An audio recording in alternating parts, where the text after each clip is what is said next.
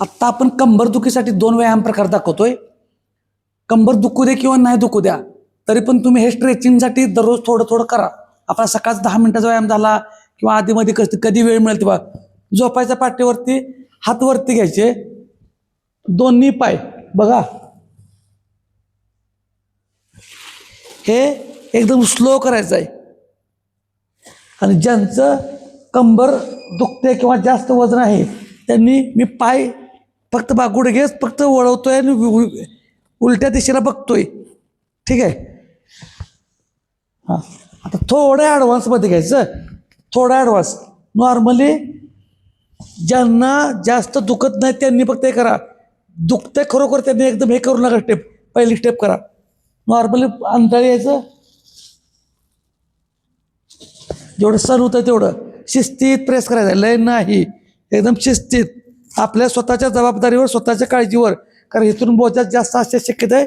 एकदम पाय ढकलू नका, पाडू नका. तर पुढची स्टेप बघा. गुडघ्यावरती या. ठीक आहे. हां, आता बघा दोन्ही टाचा टेकायचे पाठीमागं. आणि ज्यांना सायटिकाचा प्रॉब्लेम आहे त्यांनी सुद्धा हा व्यायाम प्रकार 100% करा. हे बघा.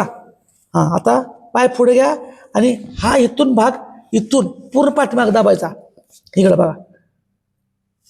तुमच्या पिंढरीमध्ये दोन्ही पिंढऱ्यांमध्ये ताण निघू द्या.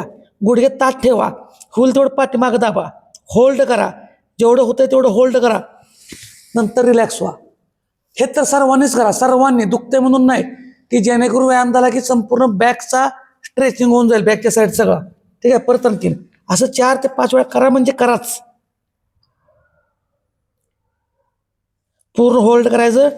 दोन्ही गुडघे ताट, दोन्ही पेंढऱ्यांना ताण पूर्ण निघू द्या. अशा पद्धतीनं रोज थोडं थोडं थोडं आपल्या व्यायामानं शरीराकडे पण लक्ष द्या. म्हणजे दुखतंय म्हणून सोडू नका. व्यायामाला कारण सांगायची नाहीत, त्याच्यावर पर्याय शोधायचे. प्रत्येक गोष्टीला पर्याय असतो. दुखतंय म्हणून सांगू नका. दुखण्यावरचे दररोज नवीन नवीन स्ट्रेचिंग तुम्हाला मी व्हिडिओ करून पाठवतो. पण व्यायामाला कारण सांगायची नाहीत.